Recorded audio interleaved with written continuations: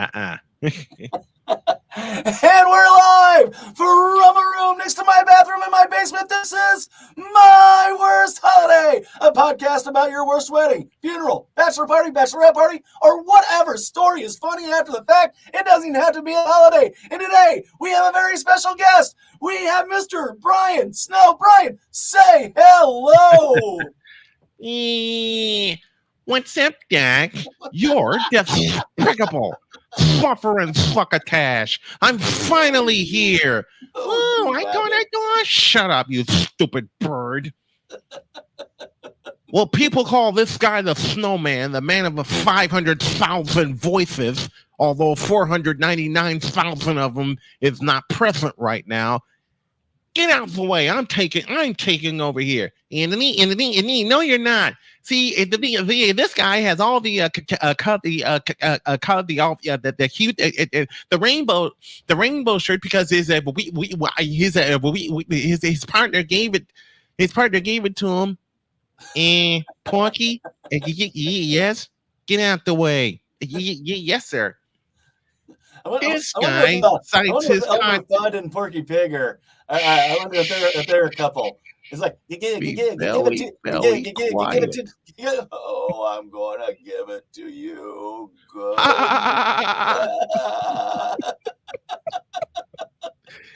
We're off to the races already. I'm gonna bite that. I'm gonna bite the pillow.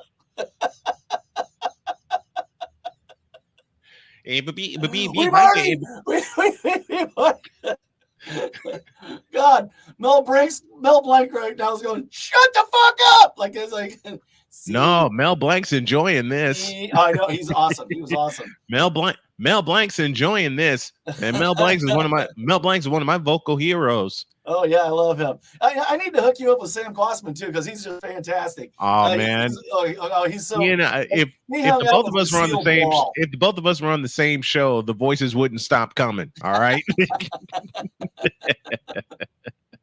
Super cool, super cool. Tell us everything about you, Brian Snow. Well, Brian Snow, I am he. I'm from Chicago, born and raised. I've been a sports nerd all of my life, been a cartoon nerd most of my life. What people find surprising about me is that I also love old school game shows. Grew up with Card Sharks and the Pyramid. Of course, the Barker era of The Price is Right, Family Feud. Match Game was always Match Game and Hollywood Squares. Hollywood Squares, Sale of the Century. Like I said, Card Sharks. Okay, both television versions of it. I am a sports announcer of some 28 years. This will be my 29th year doing so. I have survived stage 4 pancreatic cancer. I have also survived blood clots in both my lungs, and recently getting past an amputation on my right big toe, which caused me to be in a wheelchair for about 7 months. And I'm slowly getting my leg strength back. And all those ailments have happened. Oh, by the way, my kidney's trying to fail on me, but since I got a lot of this called water, I'm not going to let that happen. There you go. I've always drank a lot of water and scotch, so I don't know which one keeps me youthful. But you know what? I'm not going to give up on either one of them. I shouldn't have my iced coffee, but I do. But I couple it with 100 ounces of water, so it'll flush out of me quickly. All the ailments that I just mentioned, including my kidney trying to act up on me, have happened in the last 3 years. Oh, no shit. That's nice. I am happily married to my beautiful Jody. I have some wonderful children and wonderful grandchildren, and they all pick at me just as much as I pick at them. I have been a studio producer and a podcast distributor, producer, host, radio host, and all that stuff. Yeah. Now I seen you. The reason I got a hold of you, I seen you as friends with Stacy. Stacy's one of my heroes. She's been on my show like 3 times or so. Oh, she's wonderful. Oh, she's fucking wonderful. Yeah. She got me in touch with so many people, Like the first time I met her, she was hanging out with Jesse Blaze Snyder, which is Dee Snyder's son. Yeah. Twisted Sister. And I've had Jesse on my show 3 or 4 times. And I'm still working with Stacy to get her back on my show. I know her schedule's been incredibly busy, and my health went sideways before I had a chance to get her back on. But I am here. I am alive. I am kicking, and I'm kicking ass and still going. There you go. and folks, got to tell you, before we came on today, I looked at his hat and saw it was Wisconsin Badgers. And my brain's already thinking, okay, how can I pick on this guy? And I saw the hat, and it gave it to me right there. There it is. There it is, right there. And like I said, my other hat's a Colts hat. And Jonathan Taylor. You're in good. Listen, you're in good with me because my wife's a big time Colts fan. Oh, we're gonna kick some ass this year, man. That's one of the rules. That's one of the rules of the house. You want a funny story? Here it is. When Jody and I met, we quickly established the 5 rules of the household, even before we got married. The first rule is the wife is always right, no matter what it is. The second one, in her words, and I quote my beautiful Dr. K, you have the penis, therefore it's always your fault. Yeah, exactly. When she said that to me the first time, I fell out on the floor laughing. And then she coupled it later on with, it doesn't matter what I think you're wrong about. It doesn't matter what happened. I'm going to find a way to make it your fault. The third rule is the dog's an idiot, and that's my beautiful Lucy. The fourth rule is chocolate fixes everything. Yes. And the fifth and final rule is the answer is always the Indianapolis Colts. It doesn't matter if the Chiefs are playing. It doesn't matter if the 49ers are playing, which is my team. It doesn't matter. The answer is always the Colts. And that came into focus 2 years ago when I was live on the air with my partner, Cole Johnson, and we were talking about the Stanley Cup Finals. Yeah. We were talking about the Stanley Cup Final, the Colorado Avalanche and the Florida Panthers.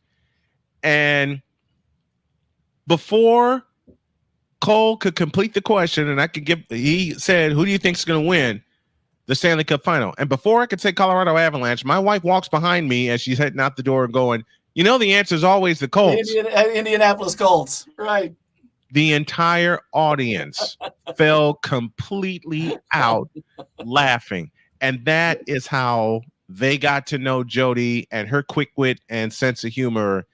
And if there's anything about her, I heard her giggle the first time I talked to her because I wanted to stand out. When she gave me her number, I wanted to stand out. I didn't want to be the standard, hi, how are you? What are you up to? Nah. You know what I did? I called her, and I was broadcasting a football game at the time in Michigan City, Indiana.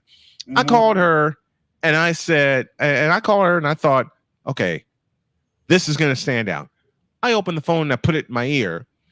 Just as I'm in the midst of a play-by-play sequence, she giggled, and I melted. I was a goner. Right. I was a goner. Nice. Just at the first giggle. Yep. So as soon as you heard the giggle. As soon as I heard her giggle. That's it. That's my girl. This one's mine. Yep. This one's mine. Absolutely. Exactly. Dibs. Like, ain't none of y'all getting this one from it. No, this is mine, and you can't have it. You can't have it. I'm usually watching on Facebook Live because we're Facebook Live as well as on YouTube. My Facebook isn't working, so everybody, if you're commenting on it, go to My Worst Holiday Podcast on YouTube, and then make your comments on there so I can see them there. Today we're talking to digital creator and sports announcer Brian Snow, and everybody, we are on Mosaic TV, baby. If you have an Android device, if you have a Roku, if you have a Amazon Fire Stick, download Mosaic TV so you can see Brian and me. That's right, along with the worldwide. Yes, we are. Yes, we are. Love it. I love it. I just signed my contract. I've been on there for a year, and I just signed my new contract with them. So I couldn't be more thankful to them. Well, me and Mosaic TV may have to have a talk. Hey, that'd be all right. I'll talk to them. Yeah. Hear that, I want to put Snowman in the Morning everywhere. I've had people tell me, you know what drives me the most? People telling me I can't do something. Cocaine. Well, actually, I can't say cocaine because it's cocaine. For me, cocaine's in the form of sugar. I can't take it. A lot of people don't know this, but I'm a little high strung, so I don't think I should go with something that's going to make my fucking head explode. So I'm gonna, You're high strung. I have grandchildren. they're not 56. They don't need to be 56. I just turned 52 and I'm high strung because I love to laugh. Yeah, absolutely. Next question. Next question.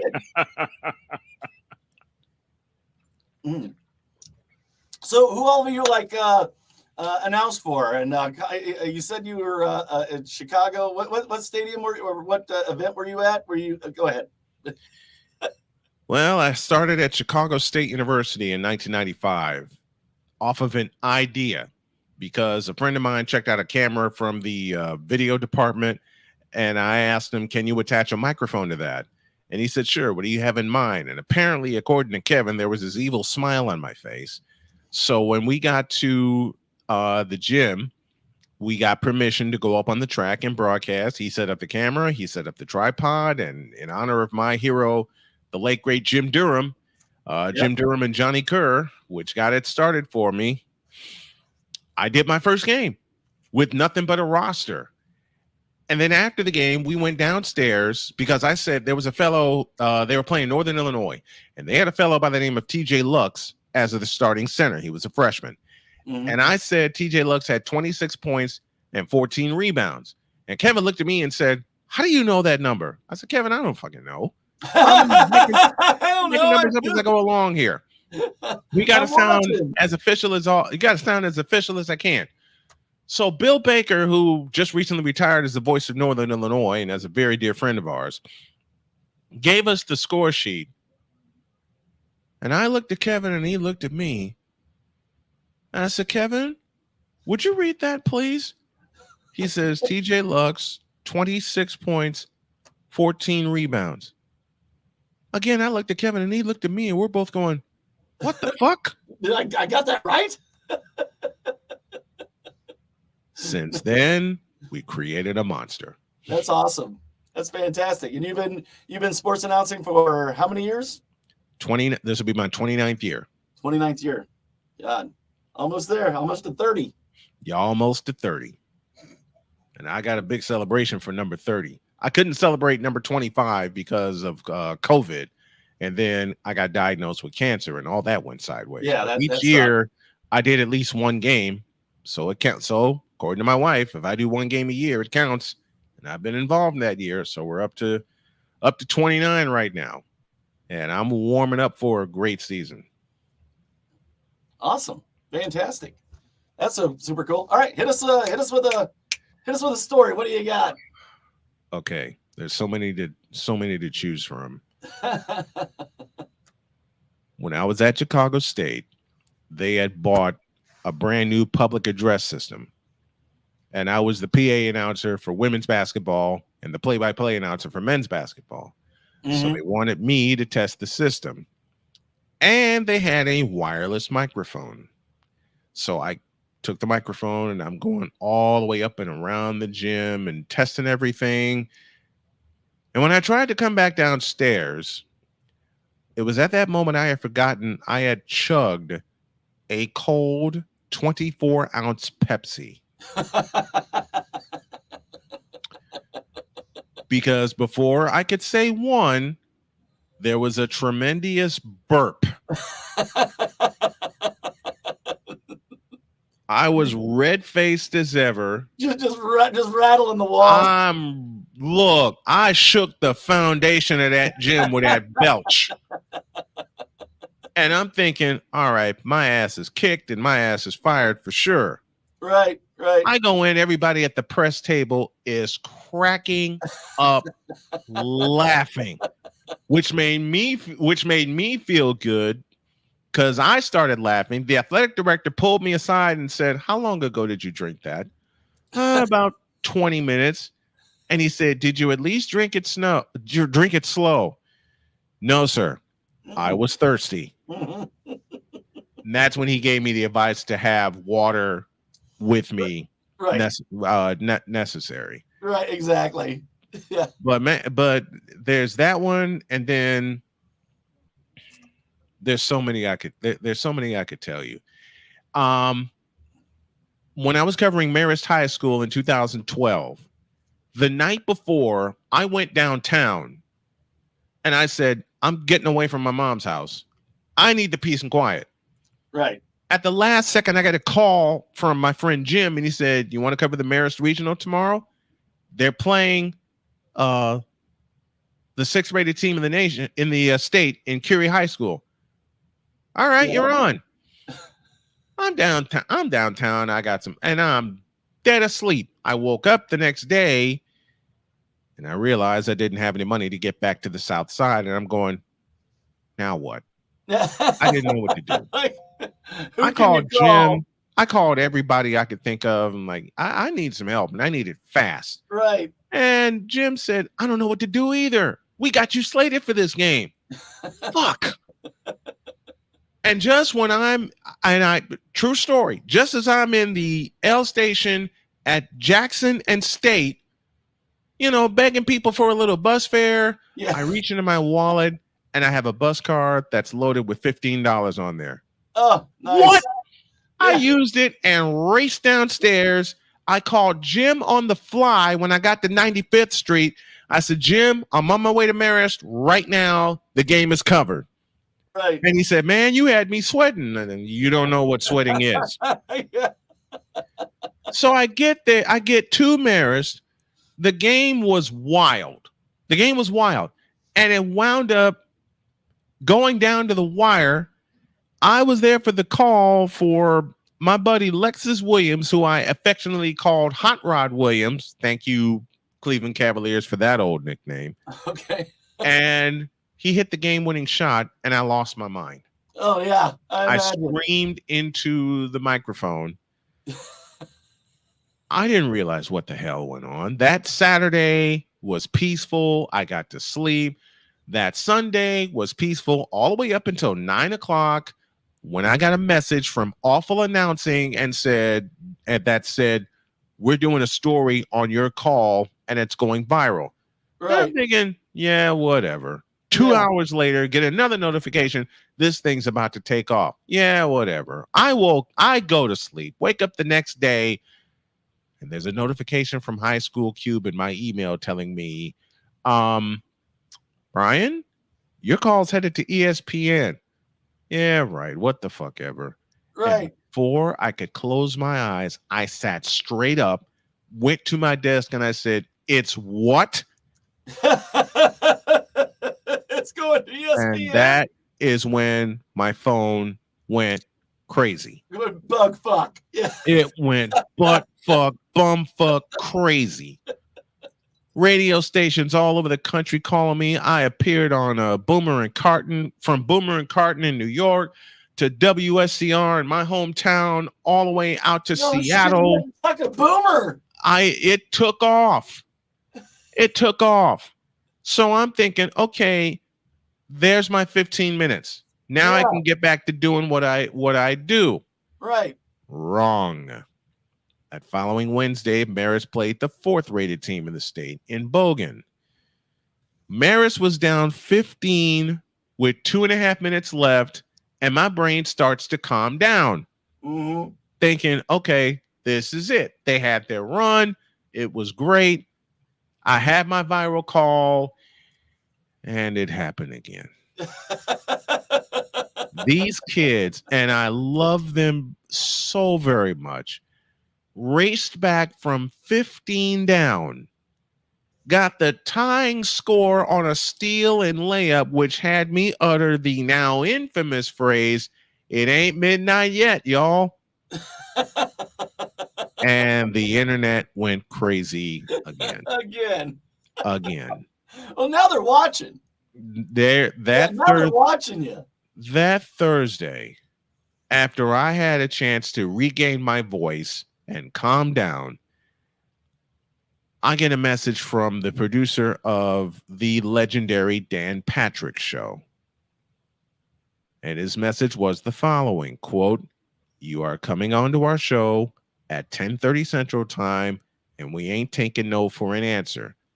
Okay. You got an hour to send us a profile picture and a short bio." Oh, fuck. That's a chance when you get a chance, you get your bio and you write down some of the craziest shit. Like, yeah, the point is they already had the two craziest calls. I was a skunk skinning champion 3 years running. I mean, listen, I didn't know what the hell I was doing. I didn't know what that. Look, Dan Patrick is a hero to me. Yeah. Dan Patrick's been a hero to me for 20 years. Earlier in the week, he talked about my call, and people made me think that he was making fun of me, but in retrospect, he wasn't. Yeah. When his producer gets a hold of me and says, "I want you on our show," yeah, you're coming. You act. You're gonna be. I raced upstairs, typed a bio, sent him a picture, raced back downstairs, waited for my phone, my mom's phone to ring. It rang, and I sat in the back room and did that entire interview, watching and waiting for my mother to walk in on me while I'm doing this call, while I'm doing this interview live on the air. What are you doing? With the television. Exactly. I got exactly. What the fuck are you? What the fuck are you doing? You're running up my phone bill. Mom, they called me. Where'd they call from? Los Angeles. What? That's long distance. Exactamundo. I'm waiting for my mother to come in and let me have it. Never happened. And Dan Patrick's last question to me: should Maris pull off a third miracle? Do you have enough voice left in you? Fuck yeah. Hell yeah, I do. Well, number one, Simeon saw to that, and there was no third miracle. And part of me is thinking, thank God I can sleep, get a week off, and start doing softball. Yeah. Yeah, right. That Wednesday after the Dan Patrick show aired, my phone went nuts again. Yeah. Offers? I had a couple of offers. I had a couple of local offers. And one of my friends, who was my manager at the time, said, "Why don't you call the Score 670?" Okay. And because they're talking about you right now. Really? Yeah, give them a call. I don't know what the fuck I'm doing. Right. It's 6 o'clock in the morning. When are you going to get another shot at that? It's 6 o'clock in the morning. What you're doing. Listen, they don't know that you don't know that you don't know what you're doing. Exactly. It's 6 o'clock in the morning. What the fuck am I doing? Take it till you make it, man. I'm like, all right, fuck it. I'll call them and see what happens. Right. And as soon as I heard the excitement in their voice going, "Here we go. We got him." Fuck. So that 10 minutes turned into hilarity because the late Ed Farmer, who was the White Sox voice at the time, they played one of his calls. They backed it up with mine, and they said, "Who do you follow?" They went through the standard questions: "Who do you follow? Who got you started?" and all that kind of stuff. And they said, "When can we expect your next one?" I don't fucking know. It just has to hit me. It just happens. Yeah, exactly. You can't script it. It just you cannot script that. Right. Yeah, you cannot. And I've had so many kids. Like, I've had so many kids since then. Game if they actually pull this off. I had so many kids since then. Yeah. I had so many kids since then going, Do you practice this? No. I mean, the Maris kids, the kids from Maris who heard the call, they would come up to me, seriously, the girls and the boys, because later I did girls basketball at Maris. They would come up to me and they, do you practice your lines? Like, no, I don't. And I literally said out loud, before I remembered it was a Catholic school, you can't fake this shit.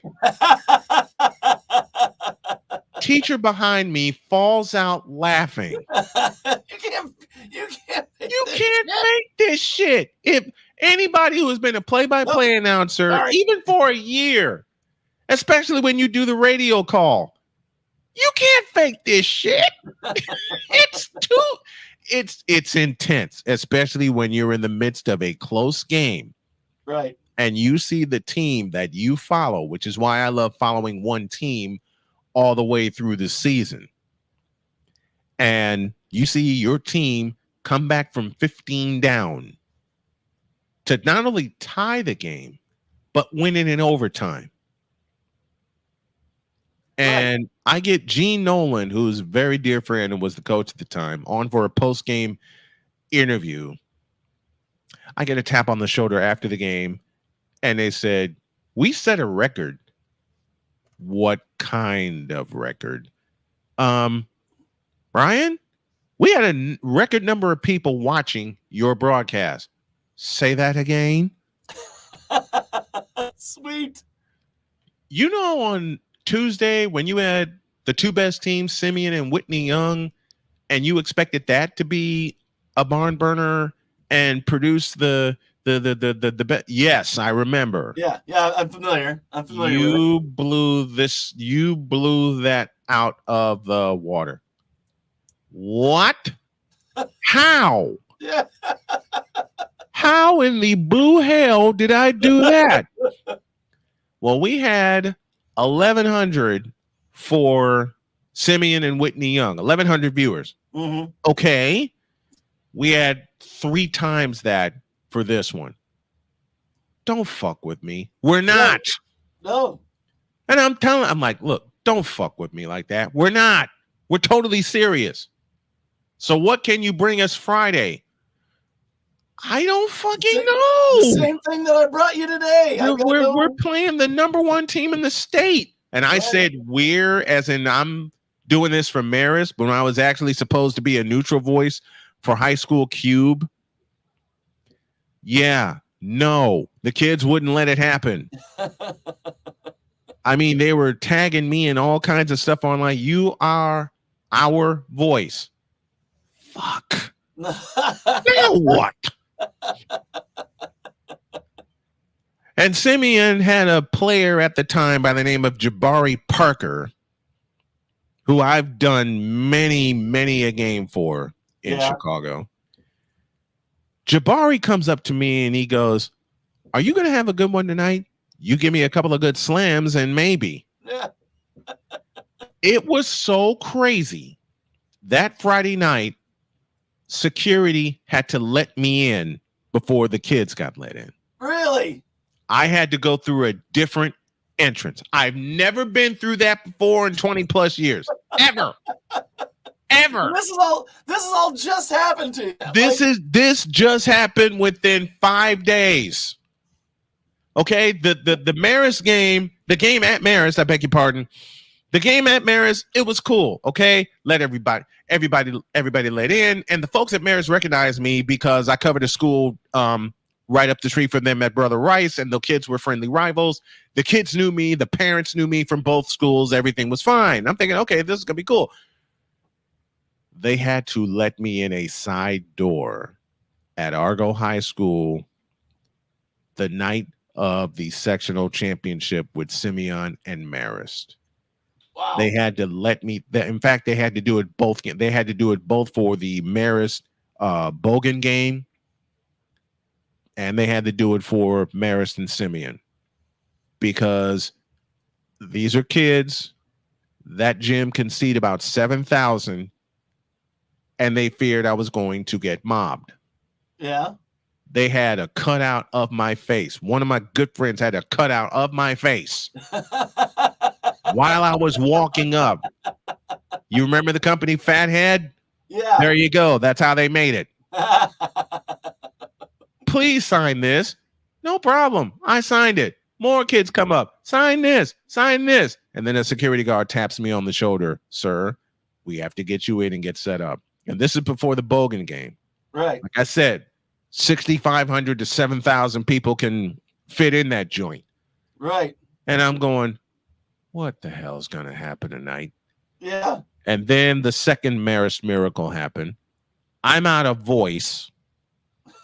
People were getting a hold of me that watched the game, and they were literally saying to me, "We don't care what you do on Friday as long as you're back at Argo for the championship and bring us a sectional championship." Look, I'm only the voice. I can't bring you anything. I can't do anything except call the game. And they're like, exactly. Like when you're blaming the announcer. It wasn't blame. That's the beauty of it. It wasn't blame. That's the beauty of it. It wasn't blame at all. It wasn't blame at all. It was pure, unadulterated joy from the parents and the kids. Yeah, that's awesome. We I got will never watching Cindy Copeland, who's a great actress. She's watching us. Aaron Hawkins, he's just right up the road from us, up around St. Charles area, and he's an actor, director. He has a movie out called Evil Lurks. You can get it on Tubi. Nice. Great movie, great soundtrack, really good soundtrack. Salute to the folks who are watching. Just an announcer put himself out there. Okay. There you go. And everybody, we're talking to Brian Snow. He is a sports announcer. He has a morning show called Snowman in the Morning. There he is. I can pick up on this shit. I got my wife involved in the intro. We were living in North Carolina, and somehow she said we were watching a playoff game, as a matter of fact, Vikings and Saints. Oh, okay. Crazy play happened, and I hear my wife say, "Insanity ensues," and my brain turned upside down. I turned to her and I said, "Honey, can you record that for me after the game?" Yeah. She said, "Sure. How do you want me to do it?" The same way you did it. She did that. I made it into my podcast intro, and she was a hit. She was a hit. And now I think, now what? I got to capitalize on this. Now what? I went back to her while she was working on a project, and I said, "Honey, can you do me another solid?" "Sure." "Can you record something for my show, my live show's intro?" And again, I get this evil smile from her. When I write the line down, I write it down, and she says, "Okay, you have to write it down, and you have to be away from me, because if I look at you, I'm going to laugh." Right. All right. Fair. Right. Fair. Because, like I said, Jody's sense of humor sends me into a fit of giggles. I said, "All right, fair enough." I wrote it down. She looked at me with this evil eye, and she says, "How do you want it?" I says, "You know how sometimes I have trouble waking up?" "Yeah." "That way." Well, I turned on the recorder and I stepped away. And a minute later, I hear, "Mister, will you please wake up?" And it was a hit. In case you didn't hear my wife, she always asks, "Mister, will you please wake up?" And it broke everybody. Nice. It broke everybody.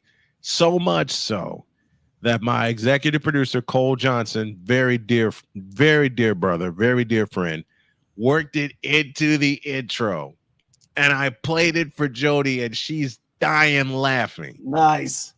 So I said, "Jody, one more time." She says, "What do you got?" You have to bring us back from break." Okay. How do I bring it back from break? And I heard my buddy Rod Peterson's announcer say, "Honey, I have to get on Twitter. I have to get on Instagram." I had my idea. I wrote it down on a card. I gave it to her, and I said, "This." And she smiled again. She says, "All right, you know the rule." Yeah. So I backed away. I hit record. I counted her down. And then we hear, "Mister, how do you operate this Twitter thing or this Instagram thing or whatever the heck? You're supposed to know all this stuff." Anyway, welcome back to the show. And broke my audience again. Nice.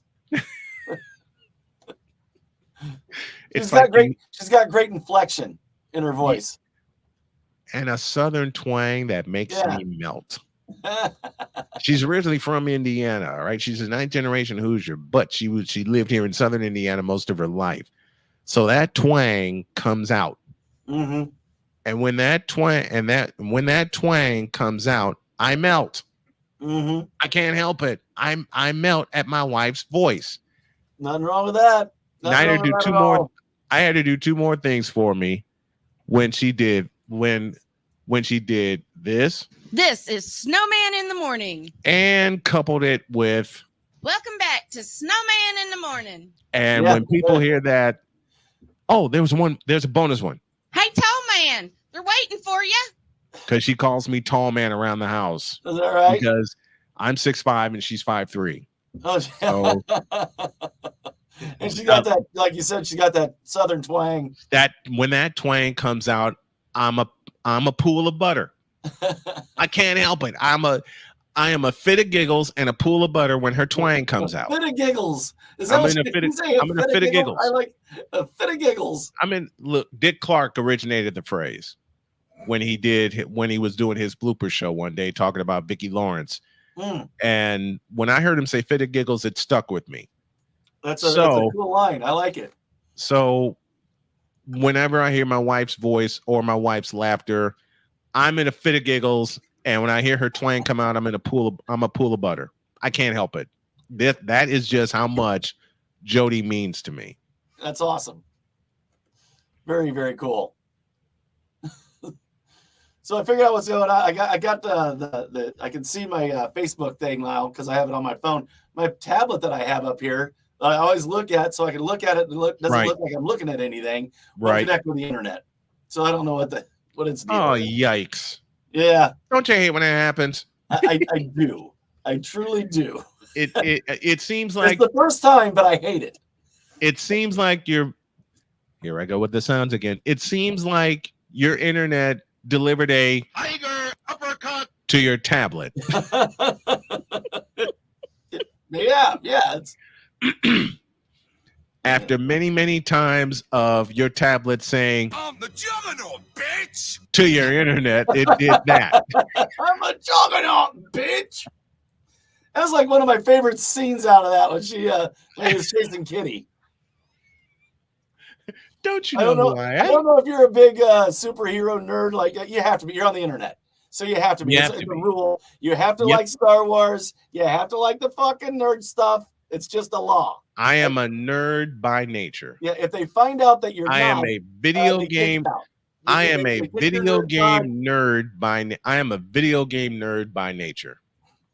I'm old school to my heart, but I love X-Men. Mhm. I love X-Men. And once I heard, I'm the juggernaut, bitch. I had to record it and put it in my sound base. I had to have you hear sounds every day as a creator yourself, and you think, okay, I got to have this somehow. Because when I started doing radio, I did a lot of audio. Yeah. I did mostly audio, being in radio, and now bringing back the old simulcast, but making it 21st century. I do television and radio. Mm-hmm. Sometimes you hear this. You're despicable. Sometimes you hear this, What is it, man? and sometimes you hear Stay off the weed. among the many buttons I push in 120 minutes Yeah. every day. That's awesome. Yeah, I don't have one of those. You know, I tried doing it like when I first started out, like 7 years ago or so. I Mhm. tried it. I really didn't know how to do shit. Like, it's I get it's been you. a long process for me. The hardest thing was getting my podcast, and I don't even like load up to like a regular podcast board anymore. Like Right. I haven't. It's been months since I put anything actually like on a podcast. It's all just on YouTube, Mhm. and Easiest way to do it. yeah. Easiest way to do it. Yep. And I'm not one to. I don't edit. I don't edit shit. I Good. don't edit anything. Good. Fuck that. Like it's real. It's raw, and that's what it is. Both I of my don't both edit of my it. shows are live. Okay, I have two shows that I do. I have Snowman in the morning, and then I have the Brian Snow Show, which I'm going to relaunch August 5th. And it's just interviews. The second show is just like interviews, like this. Mhm. And I got a couple of other projects in the works concerning the Colts, concerning the 49ers, Yeah. the Big Ten, Aaron Northwestern said go Niners. Wildcats. Yeah. Huh? Aaron Hawkins said go Niners as well. So. Thank you, Aaron. Oh, and by the way, to all Packer fans that I know, we'll see y'all in January again. Because it's just nature now to see Jordan Love and Brock Purdy hook up one more time after the incredible game they put on last January. Mm-hmm. I did a live stream for that game. Here's the thing. The Colts and the Packers play once every 3 or 4 years. Yep. And every time, whether we deserve to or not, we beat the fucking Packers. Yep. The first time my wife and I were going down to the RCA Dome. Right. And we seen Favre and Manning slugging it out. But all the way down, she's talking shit. And she literally told me, she goes, we need to bet something. How about we put the other team's tattoo on our asses, or whatever. And I'm like, no. And the whole way there, she goes, I don't appreciate this non-shit talking you're doing on the way down. I'm like, I'll talk on the way home.